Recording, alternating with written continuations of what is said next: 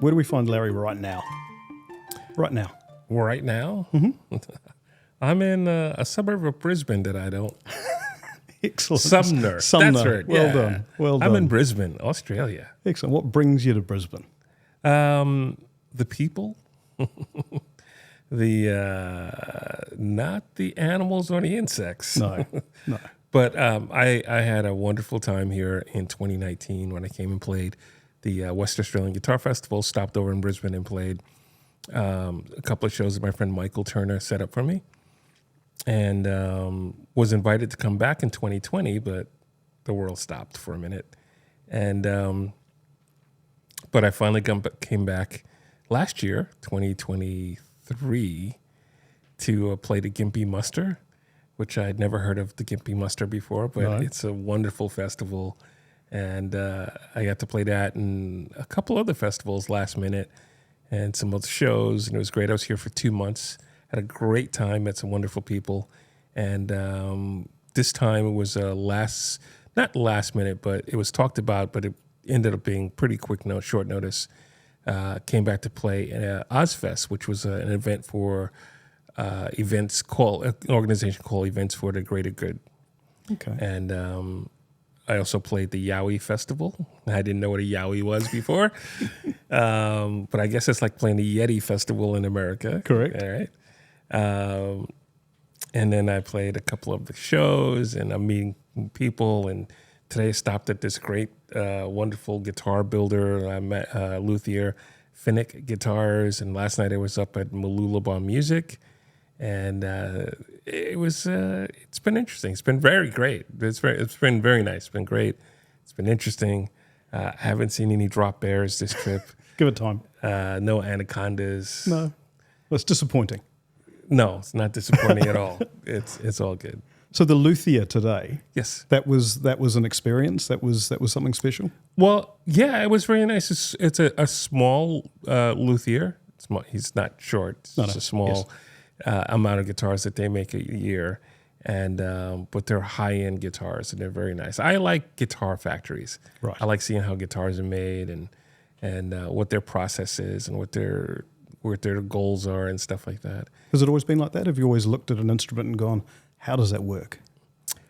I'm not how it's work. It's how it's the art of it. Right. Okay. So it's less about the technical nature of it. Yeah. I'm forbidden to work on guitars. So I'm less about how they work. Okay. I'm more about how computer programs work. Yeah.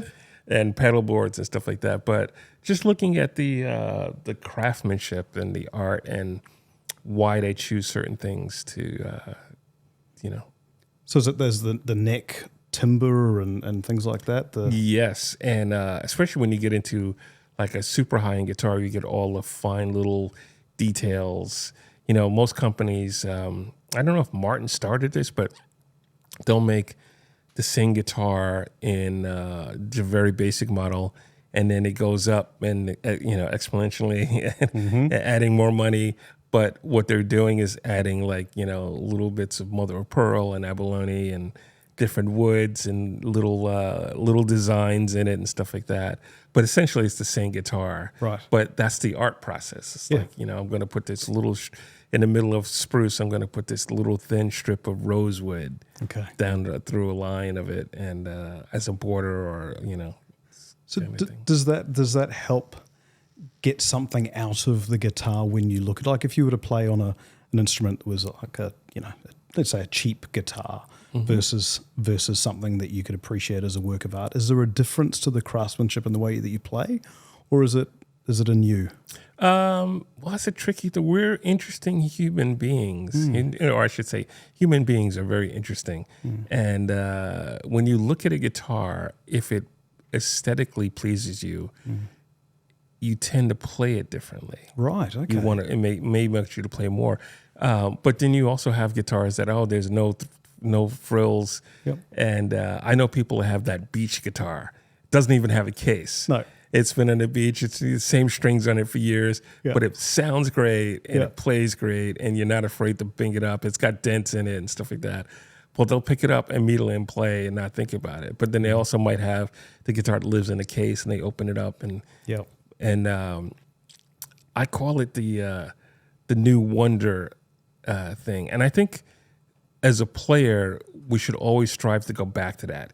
When you're a new player, especially if you're a kid, you open that guitar case every day like, wow, this is mine. I'm going to play this. Yeah. And along the lines, as you play a lot more, you buy more guitars and stuff like that,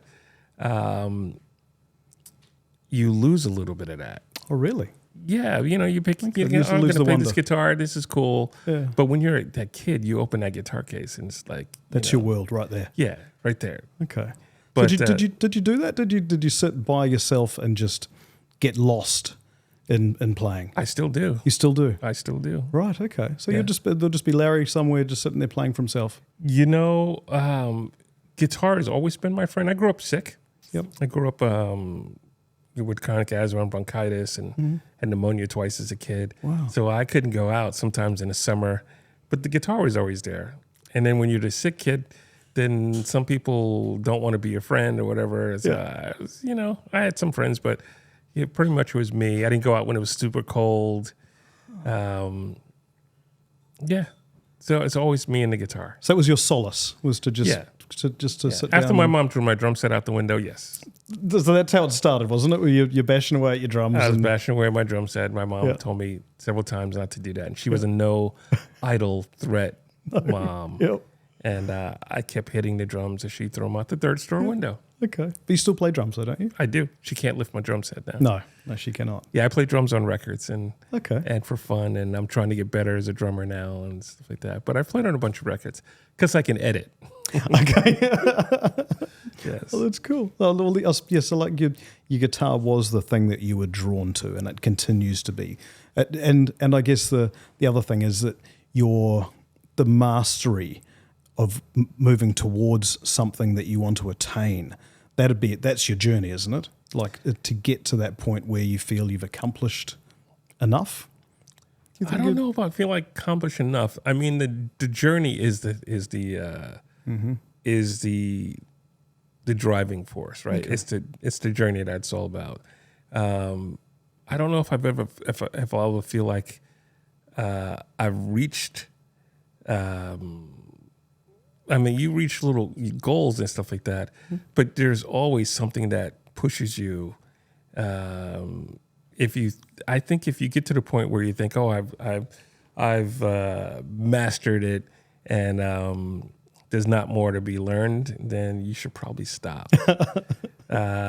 Segovia had that phrase about practicing. And I can't remember the phrase, but it's about practicing every day. Hopefully you're going to get better or something like that. But it's the journey. Yeah. And not the destination. There is no destination when it comes to art. No. You're only just settling on, all right, this is the best I could do today. And you can live with that. And knowing that, hoping that tomorrow I play it again and I'm a little bit better at it. Okay. And I think as human beings, we need to strive for that as well. It's like today is the best human being I could be today. Brilliant. Tomorrow, I hope I'm a little bit better. Maybe you came across somebody that instilled into you something a little bit to be slightly different. Yep. The next day or the next time something comes up. So I always work to get better, to try and learn. I'm self-taught. Yes. So always in a state of learning. I was that pesky little kid that sees somebody playing the guitar and goes, excuse me, could you show me one chord? Can you show me one scale, something? Yeah. Try and get something from everybody. And I always feel like you can learn something from everybody, even someone who's just starting. They're going to ask a question that you might have never thought of. And, you kind of go, I'll get back to you on how to do that. On that. So was it a musical family? You surrounded by music growing up? No, really? No. Right. I found out like in high school that my grandmother had played a little bit. Okay. Different instruments. And my cousin Mike and I are the only ones that played. My cousin Wayne, his brother Wayne had started to play, but I don't think he didn't keep it up. Okay. And Wayne's daughters might play because they have a couple of my guitars. So they might. Hopefully. They might. Well, yeah. It's cool. Got to keep them in their family or somewhere. Yeah. And but my cousin Mike plays. Okay. And he's really cool. So what music were you surrounded by? If you weren't surrounded by musicians, music in your this was New York. You grew up. Correct? I grew up in Brooklyn and Queens. Yeah. Brooklyn So the first 10 years, then Far Rockaway, Queens. Yeah, right. Where Steve Stevens was the local guitar hero at Far there Rockaway. you go. Let's see. My mom said I used to grab the broom and strum it when Elvis would come on. There you go. And then my cousins were into like a lot of R&B and funk because I got into Parliament Funkadelic. Mm-hmm. Later played in a band with Bernie Orrell, who were the original keyboard players. What was that like? Was that a moment? Oh yeah, Yeah. It's Bernie. Yeah? Yeah, it's great. Humbling. Yes. I'll get back to that. Okay. More specific moment. And I grew up on like the Ohio Players, and Prince was life-changing. Right. Prince was absolutely life-changing. Just listening or seeing, or what was the... Listening first. Listening. Had no idea. Yeah, I don't even want to go into how I discovered Prince, but you remember it. There was a musical. well, I can tell. moment. I was there. There was a. I was 14. Yeah. Maybe 14, and I was at this girl's house apartment, and her mom wasn't around, and we were on the couch talking. Of course you were. And there was a record playing, and I was like, "What is this?" She goes, "What? What are we listening to?" Just stop what we're doing. Talking. There's this new guy, Prince, new musician, Prince, and I'm like, "All right." A couple of minutes later, different song comes. Who is this again? Prince. Can I borrow this? And she said yes. I took my hormone-ridden 14-year-old body up, got the record, put it in his sleeve, and left. Excellent. And then I played it over and over and over. Do you remember the album? What was the first album? The first album. That was his first album. Oh, yeah. Right. It was new. Very, very new. Yep. Wow. Oh, yeah. So I would have been 14. Yeah, okay. And that was your discovery of something. Real discovery. That was a life-changing moment. Hearing Eric Johnson for the first time. I think hearing Eddie Van Halen for the first time, but didn't have the same impact. A friend of mine in high school took me and the rest of his band, because his mom worked at NASA Coliseum, to see Van Halen live. Oh, wow. Seeing Eddie Van Halen live was life-changing. Yes. Not hearing it. Right. Hearing Prince was life-changing. Hearing Eric Johnson was like stopping, life-changing. Running through my grandmother's living room, and she had on Hee Haw, which is a TV show, where Roy Clark was on the show, and Chet Atkins was a constant guest. And they had Roy Clark, Chet Atkins, and Jerry Reed. Jerry Reed playing the nylon string. Okay. Jamming and picking and grinning, playing terrifying licks, bringing it down, telling bad comedy, dad jokes, and then after the punchline, playing insane stuff. That was life changing as well. So you could appreciate the technical nature and the showmanship of what was going on there, rather than just the what was happening in front of you. There was a deep appreciation of what was going on many levels. Yeah, I wouldn't even say the technical. Like, all of those people had great technique. Yes. But they were all really musical. Yeah, they're having fun. Like Van Halen has, obviously had great technique. Yeah. But a lot of people at that time had it. But Van Halen was very musical to me. Obviously, Prince is super musical. Mm-hmm. There were other guitar players out. There was a whole fusion thing that later on that I discovered, but they weren't as musical to me. So I didn't I could listen to a Van Halen song, and I remember the song, and I remember the feeling I got from hearing the solo. Yep. But there are other stuff you other people's music you listen to, and you go, oh, there was this cool lick. I don't remember what the song's about. I don't remember much, but there was a cool lick and stuff like that. But with Ed, you'd feel you remember the emotion that, my memories are tied to certain Van Halen songs and Van Halen solos. And same thing with Prince. Yeah. Very underrated guitar player.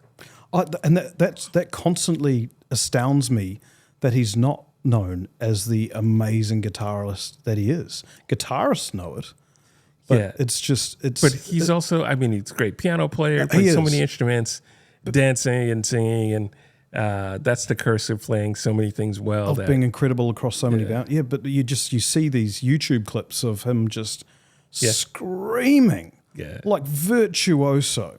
Yeah. And I suppose being a guitar fan, we look for it, don't we? But to the rest of the world, like you say, they just see. But again, it all the stuff he did musically on the guitar, musically, all worked. And you remember those moments and stuff like that. And then I got into Hendrix as well. Yeah. I tried to avoid that a little bit in the beginning. I think we had this conversation. We have had this chat, being a Hendrix fan. Yeah. See, I have an interesting take on that because music developed differently down this end of the world. Okay. It really did. And I think one of the things that we're not as sensitive to is colour, essentially, and colour in musicians. Okay. Being from, we've got Polynesian blood everywhere. So when I personally, when I was growing up, I didn't see that. I didn't see colour being a thing attached to a musician in terms of race. It wasn't a. But also, there's 20 years difference. Possibly, yeah. Yeah. So when I was growing up, different mentality, yeah. Yeah, when I was growing up, it was a different thing. You remember Hendrix was booed. Yes. Playing in black neighborhoods. Yes, yeah. Harlem, go. It was a different thing, and I remember growing up, and people would treat you differently and say stuff, but those same people would have a Hendrix poster on their wall. Yes. Or they're trying to learn Hendrix songs and stuff like that. So I think it might be just a different, couple of decades difference. Possibly, like yeah. Oh, definitely then. Yeah. Okay. So but also for me, like in New York City, like Vernon Reed, I spoke about this once. I don't want to, speak for Vernon, but I remember talking about this, and my friend Wayne Livingston, who's in the part of the Black Rock Coalition and stuff like that.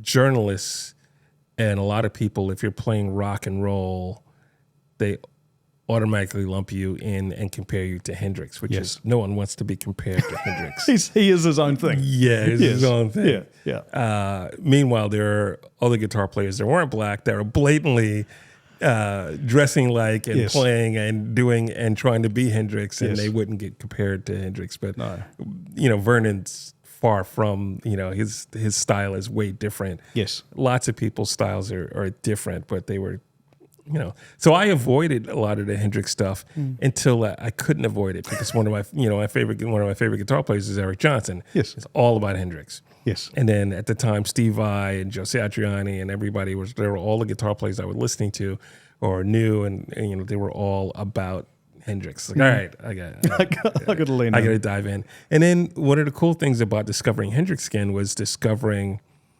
obviously it wasn't there at that time. It was, a couple of decades later after he passed, but discovering his songs and then digging in deep, and you can dig in deep into the songs. And then learning about, and that discovery of learning about some of these guitar effects wouldn't have happened without Hendrix. Definitely not. And his experimentation and him driving, Roger Mayer, right? Roger Mayer to build certain effects and then using certain things in the studio and then trying to bring them to live. And that I found really fascinating. I have a love affair with effects and tones and textures. Well, I can hear that influence in a lot of what you play and produce. It's the ethereal nature of music just being all encompassing, and it's more than a lick, like you're saying before. It's an embrace, and I think that there's a real skill in appreciating those sonic landscapes, because it's almost a lost art, because a lot of what I hear is push button. Whereas, like you say, with Hendrix, when he was developing albums like Electric Lady, Ladyland, and things like that, there was a hell of a lot going on, like microphones and buckets of water to make sounds of seagulls and things, which we wouldn't do. Now you press a button and make it happen. So just the fact that you work within the tools that you work, but still have a sense and of what makes a sonic landscape is Cool. lovely. You should come into the studio with me, because I'll use anything. I'll use There you go. a microphone really loud. Yep. And that's instead of a shaker, instead of a real shaker. Yeah. I'll bang on things and twist and turn and put them to reverbs and EQs and stuff and get some really interesting. Try to get some really interesting sounds. So you do a lot with teaching other musicians, young up and coming musicians, or I try to help. I do Yeah. some classes. I taught at the College of Santa Fe when it was around. Okay. I taught music techniques and recording and Pro Tools production. right? And I do work with some other kids here and there, and adults. I do some master classes and stuff like that in recording. So just try and impart the way I do things. There's no wrong way or right way. No. And mine is definitely I'm self-taught at everything that I do. Yes. And probably everything that I think I can do somewhat well, I'm self-taught at.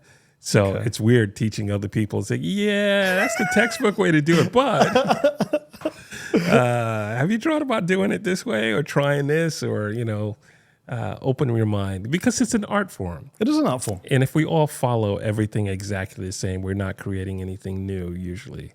There's a few people who can paint by numbers, and then all of a sudden you go, wait, whoa, what's that? How they got that? But most of the time, if you approach things differently, you should get different results, and opens the creative door. So your songs that you've written over the years that you've been playing for 20 or 30 years. First record came out 34 years ago. Exactly. So the same song that you'd be playing today it would have its roots in what you originally composed. Right. But it would have evolved through your playing of it over those years. Yeah, it's interesting because I've always had a trio, Yeah. and then I would go back and play some of the old songs, some of the new songs, and then they would drift away. And then I started doing more clinics and solo things. So I had to go back and redo to make tracks to play against, and I would just make tracks from memory, and I would order with the way the bands has progressed. And then I finally went back and opened sessions up and converted things that were old into MIDI, and then replaying. I replayed some stuff. I had friends replay some stuff. I hired some people to replay some stuff, drums and bass, and getting the songs as close to the record as possible. And then I played those, and then I started expanding here and there. It's like, I do miss playing, adding this other section in this song that I would do with a trio live. Yes. And so I would go in and extend those or redo that track. And the reason I convert everything to MIDI is so that when I do a live show or a clinic or a workshop or something like that, that everything's the same drum kit. So I converted analog drums, recorded drums to MIDI. The MIDI drums I had, and then I changed the drum kit. Okay. And it all changed at the same time. Because when you go to a concert, the drummer isn't changing drum kits every now and then. Neil Peart had an electronic kit as well as his other kit, but the drummers aren't changing kit every song. The bass player isn't changing the bass rig every song. Right. Might change the bass a few songs, but usually going for the same tones. So when I play a show on my live streams, it's the same drum kit usually and the same bass and some of the same keyboards and pianos and stuff like that. So I had to go back and replay stuff and do that. I had one giant Pro Tools session with 45 songs in it.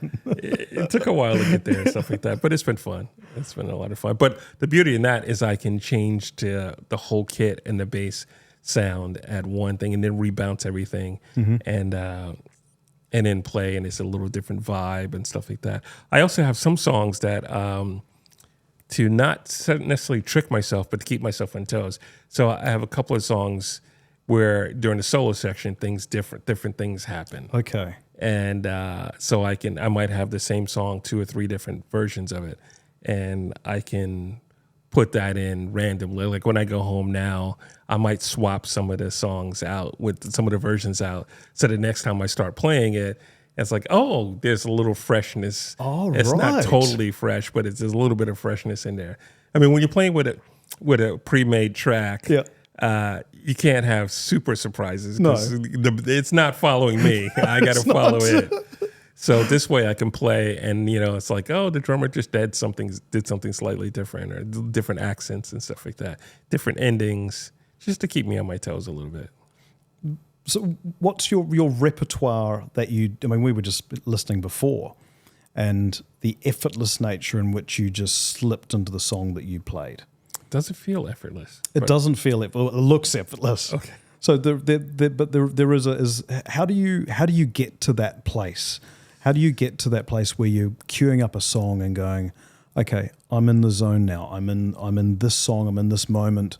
Is there a switch, or you're actively trying really hard and looking like you're not? How does that come to you?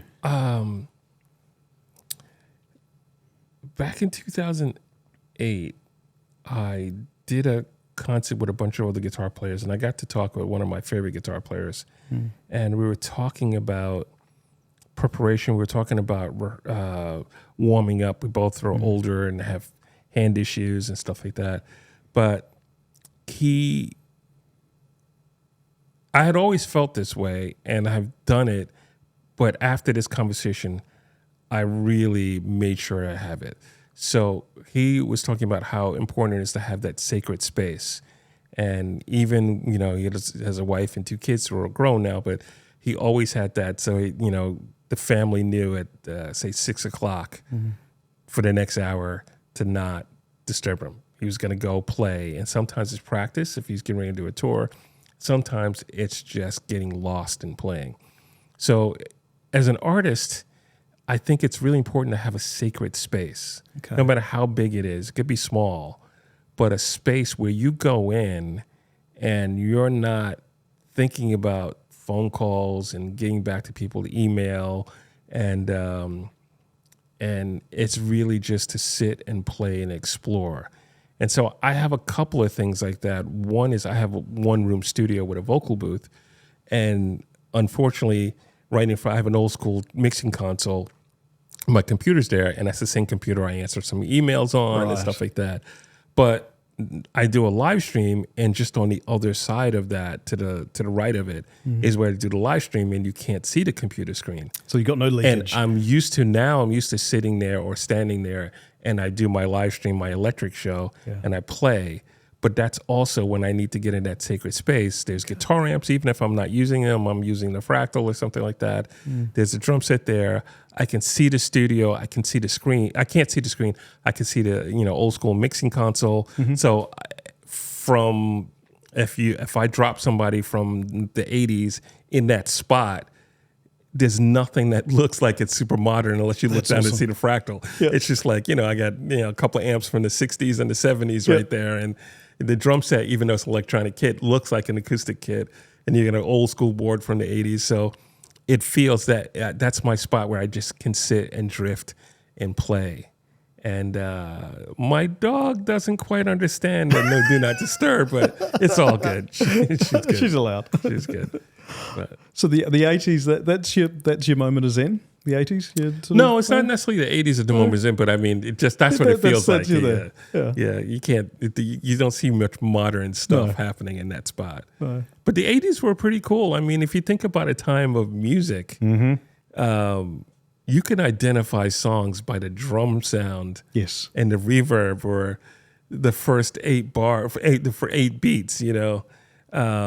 And then also it's a time where you could get 10 people in a room and say music of the 80s, and one's thinking about Def Leppard, and the other one's thinking about Kasha Gugu, and Everybody Wants to Rule the World, Tears for Fears. And somebody's thinking about Michael Jackson. Someone's thinking about David Bowie. Someone's thinking about the Police and the Ramones. Yeah, absolutely. It's all it's and all the new wave stuff, and 9 Inch Nails. We were listening to Tears and all the rap stuff. Oh yeah, absolutely. So actually, I meant to ask that. So your musical sensibilities. We talk about funk and guitar and all the rest. Where else do you go when you're rap, for example? Growing up in Brooklyn, there would have been a certain amount of influence from that, in terms of beats and talking and all the rest. In the 70s, late 70s, there was the hip hop scene and the rap, which is very different than the hip hop and rap of today. Yes. But all those guys, I used to, in the mid 80s, I worked at a Shelter recording studios. We had Grandmaster Flash in there rehearsing. Oh, really? Those guys. I distinctly remember Run DMC, and I remember Eddie, I'm drawing a blank. Eddie. Oh, he's gonna kill me. He's a friend of mine too. But he's in the with Aerosmith and Run DMC and Walk This Way. Yeah. Oh, so Eddie, that was the whole Rick Rubin time when everything like that was happening. I guess so. Yeah. I wasn't into producers then, other than Nile Rodgers, but I got into Nile Rodgers as a guitar player. Yes. He was the guitar player. So Right. He was and the later man on, I around got to meet him and work with him, and it was awesome. Yeah. Yeah. So when did you start thinking I can do more than just play? I can produce. When did that happen for you? That was purely out of necessity. Oh, really? Yeah, I was not trying to be a producer. Oh. So I'd been signed to 5 labels and never do that again. 5 labels. Five different labels. It was not. How does that even happen? The music business is nasty. Right. It's just nasty. Okay. So after coming back from tour, things were different without the internet now. Like now Yes. I can go home and on the flight home, I can post on social media, hey, I'm going to be back home, and people know if they want to hire me to do something that I'll be around. Yep. I came off the Tracy Chapman tour, and for almost a year and a half, people would see me in town and go, hey, how's the tour going? It's like, the tour ended a while ago. Right. And, I ran into one guy and he was like, hey, man, so how long are you in town for? I said, I'm home. They go, oh, really? Because we just did this record and we hired this guy. It kind of sounds like you. We would have loved to have you. And I'm like, oh, thanks. I was home. So you really need to go call everybody, say I'm home. But then you also need to go hang out in clubs so people see you. And unless you have your old gigs back, the longer you're out, the harder it is to get those old gigs back. Then people don't see you. And I'm also I never drank and never hung out and partied. I had to have a purpose to go to clubs and stuff like that, either playing or seeing someone I know play. And when you come back after being on the road for a while, you're a little lost that way. And I know not motivated to go out to just hang out in clubs and stuff like that. So this guy I know who said he was a fan, worked at a music magazine, guitar magazine, left and started working for a big record company. Okay. And even though this would have been before the last it would have been before the last 2 labels. So I'd been on 3 labels by then, I think. He said, hey, I'm working at this label and I've been a fan of your stuff. Why don't you bring me some music? So I borrowed a 4-track with tape machine, started recording some demos. And I said, I only have demos. And so I, excuse me. Yeah. I went up to his office. I played him some stuff. He listened to a little bit of each. And then he said, you're about to be 30 now, and it might be time for you to think about doing something else. And I'm like, what? In my mind, I was like, what is he talking about? Why? Okay. And he goes, problem is you play too clean, and music right now. Remember, it was the mid '90s, Nirvana and grunge. He's like, that's not where music's at right now. And one thing that has helped me as a producer, which might not be the best, but has helped me as a producer. I'm not trying to make music for right now necessarily. No, I'm trying to make music that lasts a long time. I grew up on stuff that lasts. Yes, a lot of those records you could put back on now and it feels good. And I watched a lot of people chase the current trends. And one of the things you learned in New York City is that people chase trends. And if you get to a point where you can do something, by the time that happens, the trend has changed. It's gone. Yep. And then I literally watch people change their music to be a current style, get signed, and then by the time they get ready to do stuff, either they get ready to go in the studio or the record comes out or about to come out, that style would be gone. Their A&R person would get fired, and then they were out of luck, and then they're in limbo. Yeah, no more. Nobody wanted to touch them because they got signed and nothing happened. But anyway, so this guy depressed me so much that I was hanging out with my friend Sam, and I remember Sam was awesome. Sam was building a studio in his basement. He was going to move it to another country at one point, but he goes, "You need to make another record." And back then, you couldn't make, like, we can make a record on my phone right now, or iPad and stuff. You couldn't do that in the mid-90s. It's a little bit more effort. And the only people that had home studios had a lot of money. And he said, you know, I have recording gear in the house. You should go make a record. I'm like, oh, what? And he gave me the keys to his house. And he said him and his wife left by 10. I could come there and just work all day. And I went, and actually that was right down. That was in a neighborhood in Queens. I forgot the name. My memory's gone. But Australia time. The guys from Run DMC were right down the block. Oh, too. amazing. Is it St. Albert? No, I can't remember the name of it. Rosedale? No, not Rosedale. I can't remember the name of the neighborhood. But so I went and I worked in the studio, first time like really learning. And I basically called every producer, engineer that I knew, anybody had any recording experience, because I'd only been on the other side of the glass at that point. Big difference. Big difference. Yeah. I called major producers to go, "Hey, how do I hook up a compressor?" And everybody took the time to help me. Oh, that's lovely. So yeah, so I try to remember that when people ask me, you know, my friends ask me stuff. But everyone was patient and kind, gave me great advice, and I still proceeded to make an awful record. Have you still got the masters? No. I'll probably have them on a tape. They're on DA38 tapes, DA88 tapes. And I remember my friend Jeff, who's one of my best friends, came down and he goes, "Let me hear what you did." And he would go, "Okay."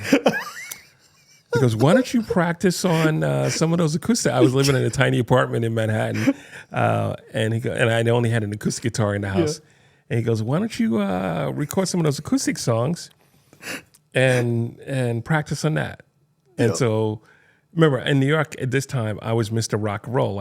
First record had this long zebra, full-length zebra coat, the zebra coat, leather pants, and a hat. I'm 26, thinking I'm all that and stuff. 55 kilos soaking wet. Yeah. Yes. Yeah. And so here I am recording some acoustic songs. Yes. First, I would go down there and try and fix the electric record. And then I'd record the acoustic songs. And then all the advice that everyone gave me applied better to the acoustic song than what I was trying to do on the electric stuff. It just did. It translated a lot easier. And so in 2 weeks, I had all the acoustic songs done. And but I was still thinking I'm going to make this electric record. I'm salvage it. I had some really cool people come play on it too. Everyone took pity on me. No one goes, "Poor old Larry, struggling away." Yeah, well, not only. I mean, even instrumental music, you still it's still about the songs and the hook and everything. Yes. So no one would say like, "Oh," the people would just come down and go, "Oh, you want to be playing this?" Okay, and they would play. Yeah, but there was no substance there. Right. You know what I mean? And so my friend Jeff came down, and he listened to the electric stuff. He goes, "All right, it's getting better." And he goes, "Let me hear what else you're working on." So I played in the acoustic stuff. He goes, "Wow, this is." He goes, "Let me mix this." I go, "Let you mix it? You mix records for a living?" Be like, "Yes." I'm not going to do anything with it because it's acoustic. It's not my, it wasn't my thing. And he mixed it fast, and it sounded really good. And so you hadn't spent so much time on the acoustic up until that point. 2 weeks. Oh, really? So that was you discovering the sensibilities of playing acoustic versus electric. Well, I wrote the songs, the pieces, and I sequenced stuff. Yes. In this little apartment in Manhattan. Yes. And so I was just doing it for fun. I was learning how to sequence and stuff like that. And I was playing acoustic guitar, but I had no way of layering acoustic guitars. I just played one guitar over it. And then when I was recording, I was like, oh, I wonder what it sounds like if I add another guitar. And I remember, so I had all these guitars on, and I recorded the guitars not the best. Okay. So I was talking to my friend Jeff, and he goes, well, just add another guitar on top of it, just double it, or replace it. And then I discovered the full stereo spectrum in that, that I put the steel strings on one side and nylons on the other side, and it was just a nice blend. It made the stuff that wasn't recorded nicely better, and I wouldn't recommend it, but it just happened to work. I just, put it this way, it's almost like I couldn't do anything wrong with the acoustic record. And I'll tell you, we can go down this path of, so Jeff goes, let me mix this. I said, sure. You mix records for a living. Blah, blah, blah. He mixed the whole record in 9.5 hours with a blown tweeter. Wow. And so now I have a cassette, because this is what we had in those days, of the Horrible Electric record. Is that the official title? And the Horrible Electric Record. And a really nice, nicely mixed, cool sounding, vibey acoustic record. Which is not Larry. It's not me. Not your rock star godness going on. He called me up and he said, hey, I'm at Master Disc, which is a major place for mastering. Yes. Very expensive place for mastering. He goes, hey, I'm here, and this guy Andy has listened to your acoustic record. I'm like, what record? He goes, yeah, the acoustic thing you did. He wants to master it. I'm like, master it? I can't afford mastering. And he goes, no, he just wants to master it. And so now I'm walking around Manhattan with a mastered acoustic album. There you go. Mixed and mastered by professionals. Yes, and this electric thing. And I stop up at Guitar World magazine, and my friend Robert Dye is like, hey, well, you've been recording, right? I was like, yeah. He goes, can I hear some? I'm like, yeah, I got these acoustic songs. And he put it on the office. He goes, this is cool. Can I have a copy? Sure, you can have a copy. I can make another copy of the cassette. And that was like Friday. And then Monday he calls me and goes, do you got artwork for this album? I'm like, there's an album now? What album? The acoustic album. I'm like, no, I don't have any artwork. Why? He goes, well, you got a really good review. I'm like, how can I get a review overnight, like literally over the weekend, on a record that I didn't put out? No. And he goes, well, this guy stopped the drop off the reviews because the email was still sounding new. Yeah. Heard it and wanted to review it, so they gave it to him and reviewed it and came back on Monday with a nice review. And I'm like, that's great, but I don't know what I'm doing at that. And were there song titles? Not on the cassette. No. I had titles. You knew what they were. Oh, yeah. Yes, I always had the titles. That never changed. No. I had to have titles because in the sequencer, you had to name it. Oh, right. You have to name them. Yep. And so now I'm walking around Manhattan. Yeah. Now, no money. No one's been hiring me for a while. No. And I'm like, he goes, well, you got to make a decision up by Friday because it would come out in the next issue. I'm like, wait, don't magazines work on a 3-month lead time? He goes, yeah, but this is a special issue. And I'm like, oh, okay. So I'm walking around Manhattan on a Monday. Yeah. I run into a woman that I had only seen half dressed at night in New York City clubs, dancing and partying. Yeah. And so we're talking. She goes, you work on anything? I said, yeah, I'm working on this stuff. And my new album. Kind of need an album cover. She goes, well, I could do that. I'm a graphic artist. I'm like, I didn't know that. Okay. So I got my girlfriend at the time to take a photo of me, and we sent it to her. She did that, got everything, and then the review came out. They said you should have copies for sale. Borrowed some money from a cousin, cousin Mark, and worked to the made some. They had 1,000 copies. Oh. There was a guy that came from Japan, was in New York, bought an early copy of Guitar World magazine. On his flight back, read the review, contacted them. He owned a record company in Japan and wanted to talk with me about licensing it. Yes. So when they told me that's like, what is licensing? But I remembered that year I was at the NAMM show and I met this woman in a group of people who said, oh, by the way, I'm a music lawyer and I specialize in licensing. So I ripped everything apart, found her card, called her, and she took care of that.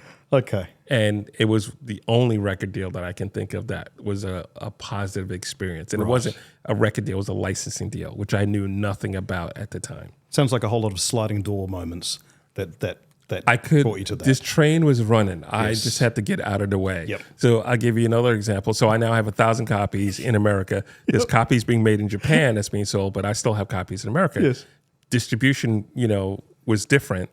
I was walking down the street, Broadway, and past Tower Records. I had done, when my first record came out, I had done an in-store appearance. I might have done an in-store appearance with the second record. I don't remember that, but I remember the first one. This is Rockstar Larry with the zebra Yes. jacket and the double neck guitar, the Ibanez, and Exactly. Yeah, that's okay. And the manager was outside. Yeah.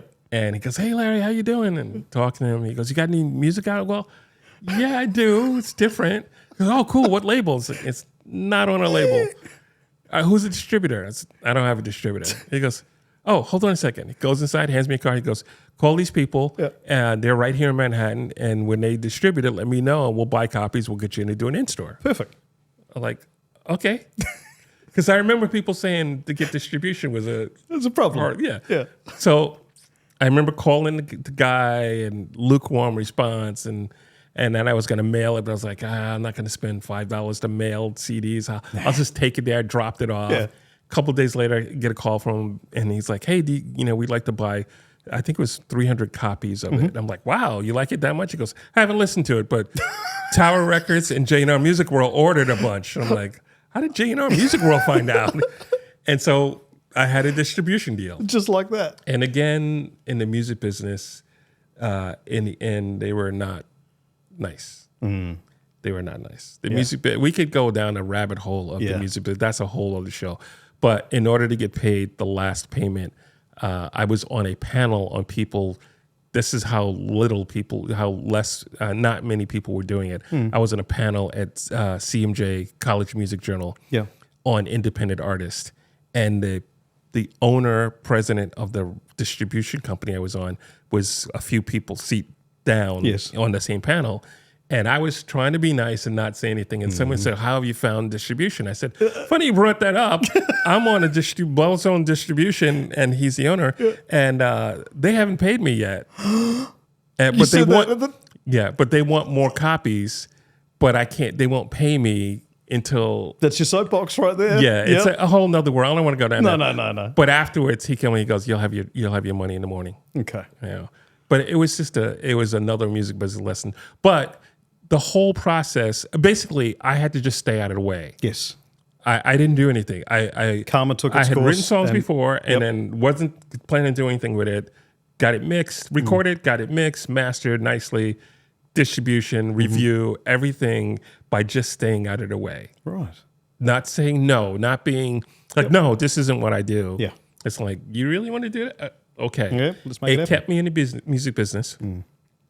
It most importantly taught me that I didn't need a label, that I could do things on my own. And it also, I wasn't driving then. I didn't start driving until I was 36. Really?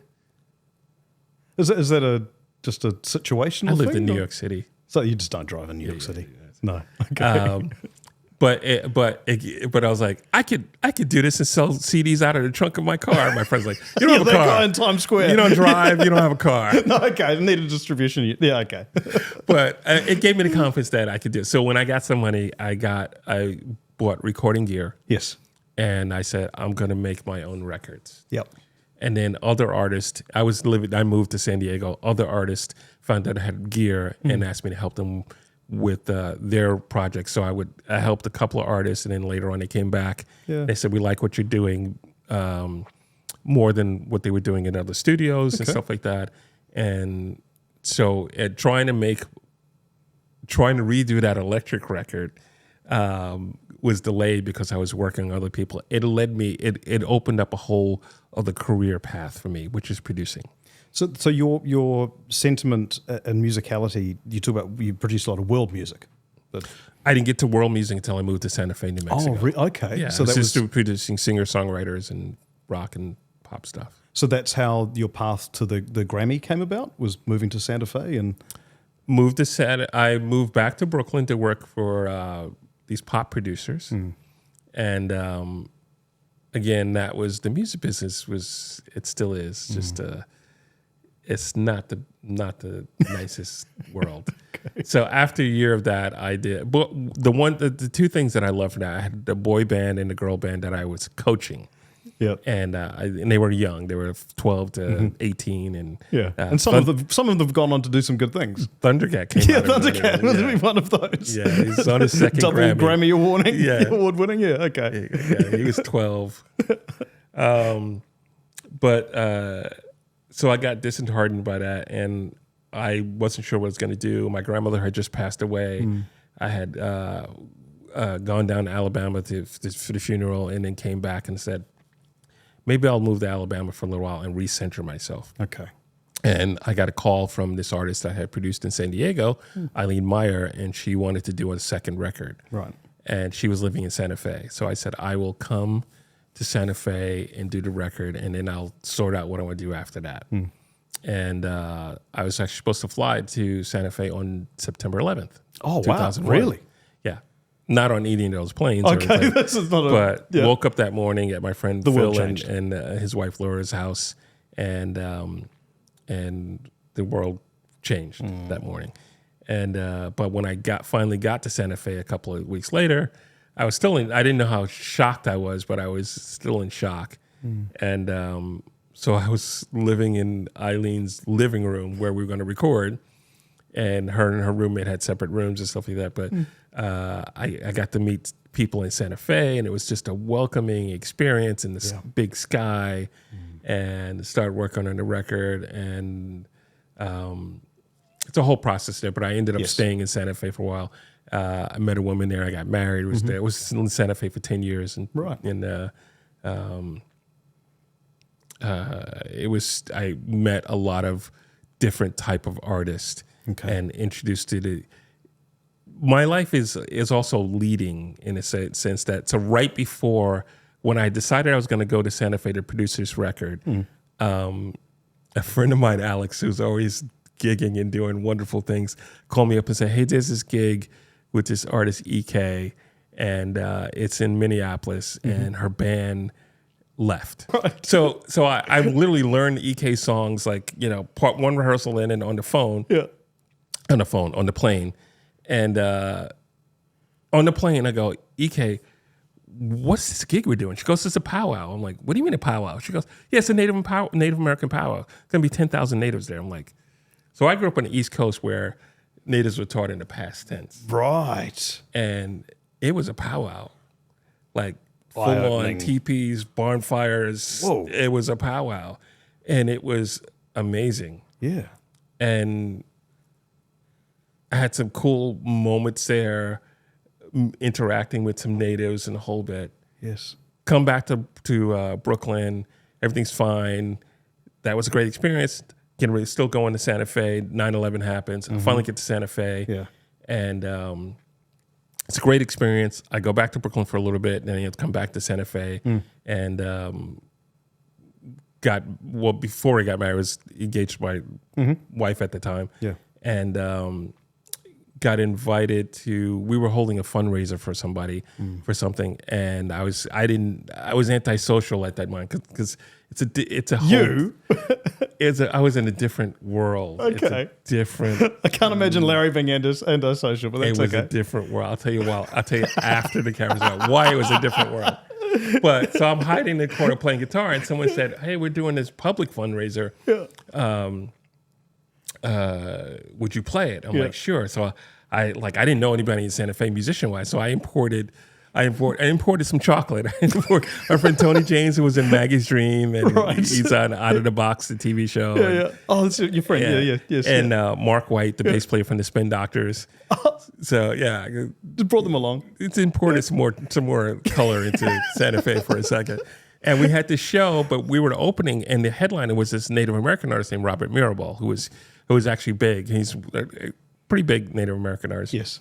And he dug what we were doing, and for the encore, we played with him in the encore. Right. And a few weeks later, his manager called and said, Robert's guitar player quit. Would you consider filling in for a little while? I'm like, sure. I had a good time.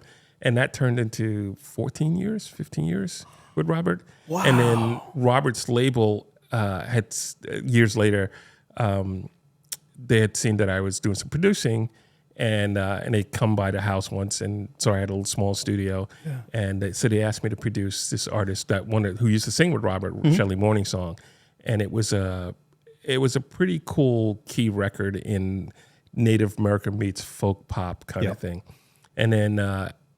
After a concert once, they said they wanted Robert to go back and do like a Native American world music flute record.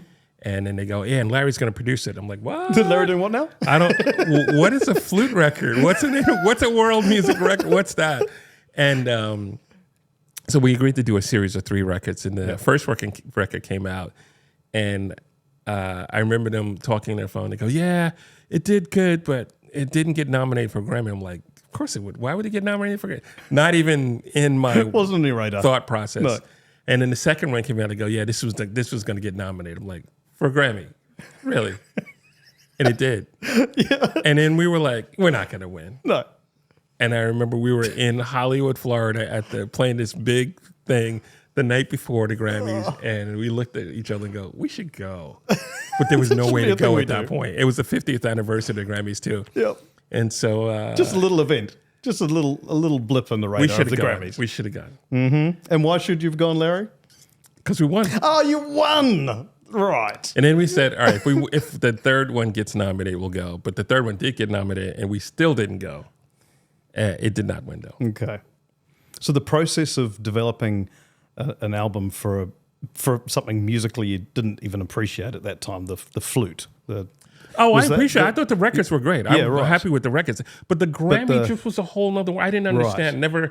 Never ever popped in my head. No. That was not even. It's like it wasn't even. I never watched the Grammys. No. I never thought about going, and I didn't know how you go. I didn't know how you got nominated. I didn't know how you got stuff entered into it.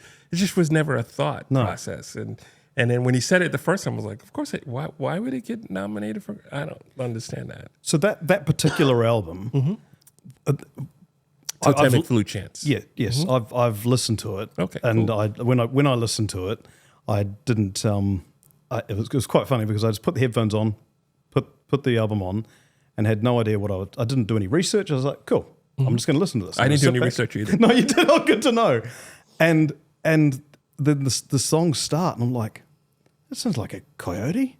There was the sense of the music just absolutely shone through. Cool. Like it was, and because I went in cold, I think I had no expectation as to what I was going to listen to, and it was transcendental. Is that the word? Okay. Yeah, because it just felt natural. But if for the Grammy to win a Grammy, how do they score it? How does it work? Is it just a vote? I don't know anything about the Grammys. There's a couple of processes, and then it gets into a large pool, and then it gets weeded down from that, and it gets weeded down from that, and people vote. Is it your peers that are voting? Yeah, right. People in the music industry. Okay, but you don't know who. It's everyone who's a voting Grammy member. Right. Okay. I'm still not sure on how you become a voting Grammy member. But you're not on a Grammy panel. No, right now. I haven't been a Grammy member in a while. Okay. But everyone's asking me to come back, so I'll come back. Yeah, good man. Well done. Mm-hmm. Yeah, it's because we hear, when we see you build as Grammy Award winning and all the rest, but I think it's almost got that ethereal nature of Grammy versus... It's cool, but like I said, it just wasn't on my radar. No. Not at all. No. I am glad that actually, so technically two albums got nominated and one won. It's not like one was totally a fluke out of the... No. That's cool. It legitimately earned its stripes. And I forgot the reason why Shelley's didn't go higher, but I've done a couple of other Native American records that have... I not Grammy wise, but New Mexico Music Awards. I have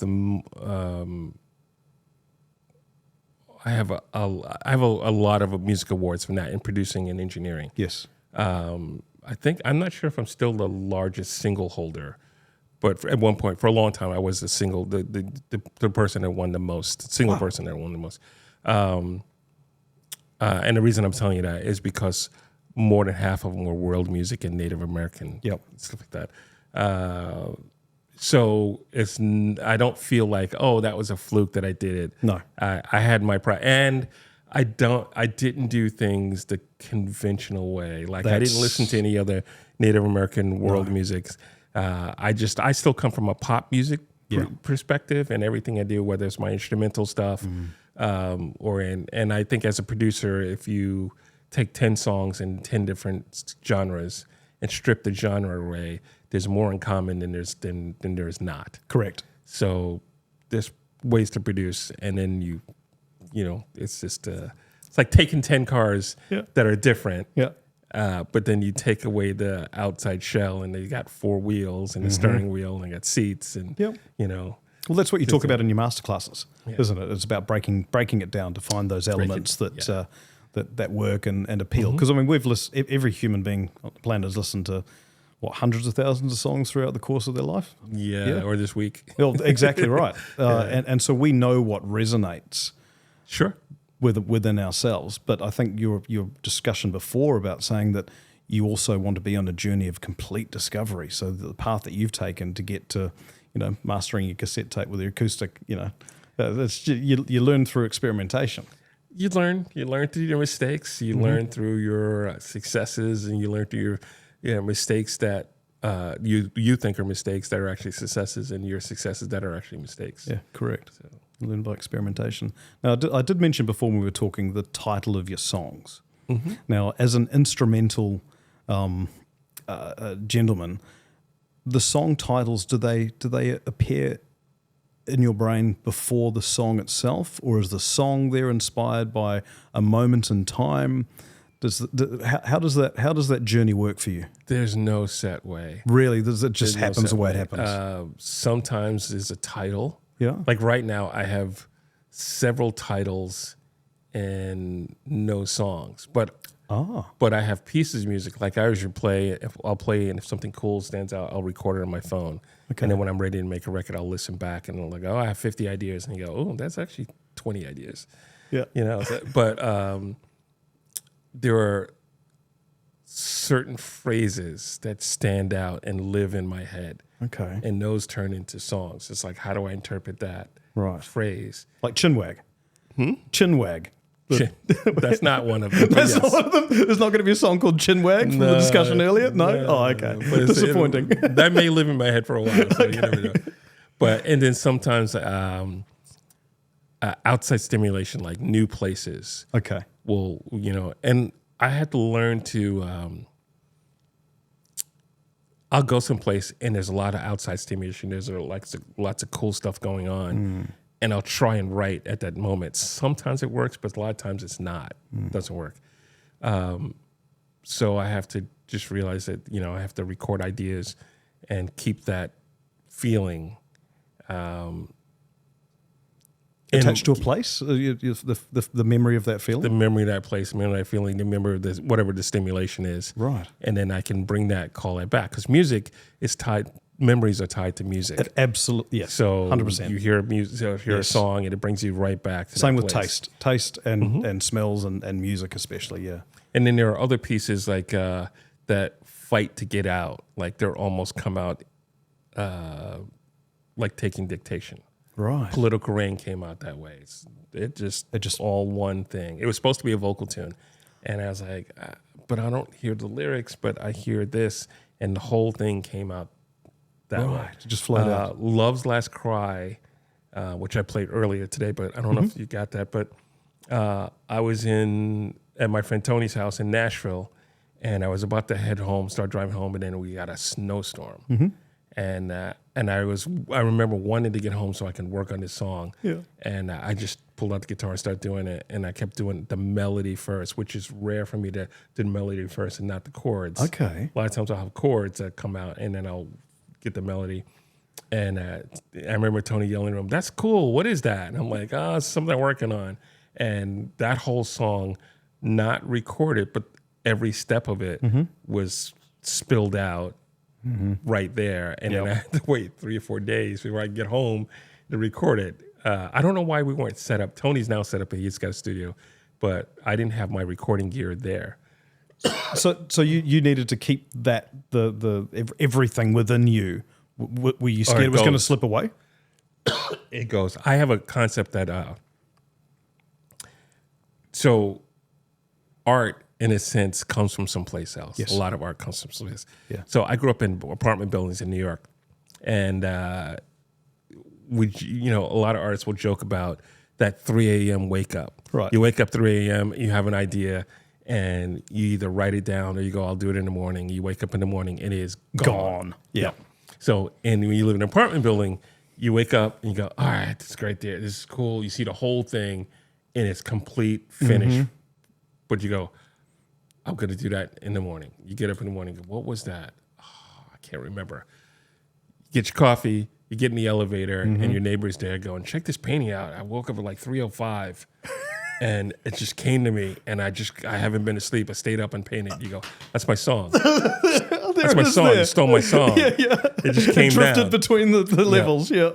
And I have friends that are artists in different genres, like Joy Harjo is an artist that I produce, and a friend of mine, and she is a United States Poet Laureate. Wow. And she's got poetry books and stuff like that. She plays saxophone, little guitar, some keyboards and stuff like that. And she draws and paints. I think she still paints. I think she paints.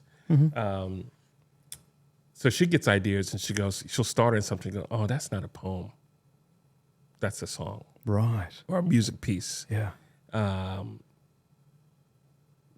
So part of me thinks that you get that download, so to say. Yes. And it comes out in whatever you're the most proficient at. Okay. Just like people who play different instruments. Like I write on guitar, bass, drums, really bad at writing on keyboards because I'm really bad at keyboard player. Okay. But I've played keyboards on a lot of stuff because I can edit. Yes. But when I get ideas, it's going to come out.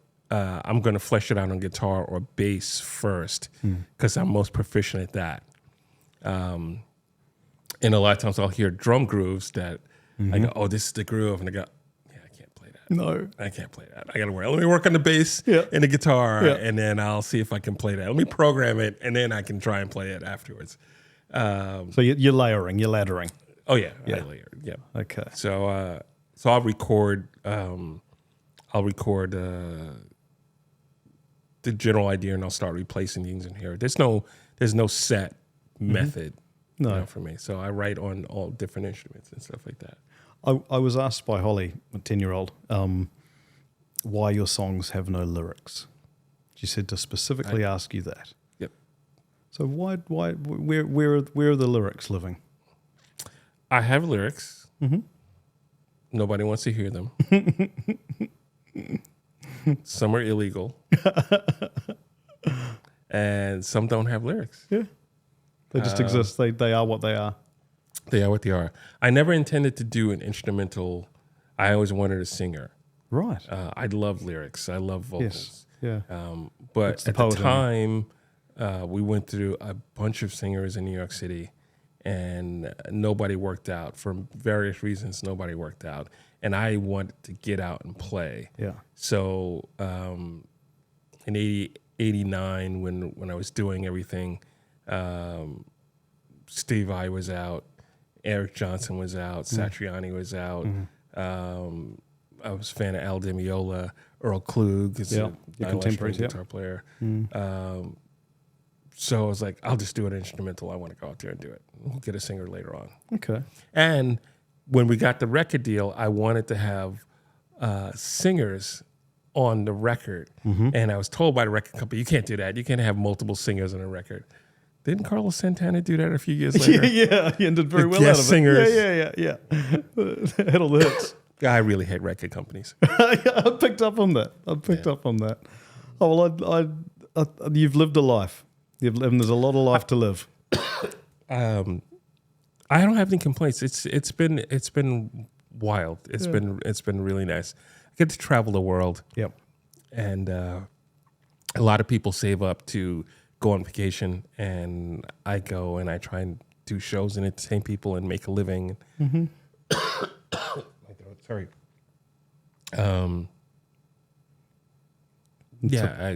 I met some. I know some amazing people all over the world. Yeah. There's a legacy there, Larry, that you're leaving. That's in your wake. It is what it is. But I just, all I can say is I know some amazing people around the world. Yeah. And I'm happy that some people want to see me play and hear me play. Some people want to play with me or want me to play with them. I've seen some amazing. I was in Europe 2 months ago. First show in Rome, outside of Rome, was in front of the Temple of Hercules. Yeah, wow. Because Rome, that part of Italy, used to be Greece. Yeah, and I was like, whoa, this is me right now here. Yeah. And now I'm, here dodging drop bears. Yeah, exactly, dodging drop bears. I'm on the other side of the world. Exactly. It's really cool. And I stopped in Fiji, and it's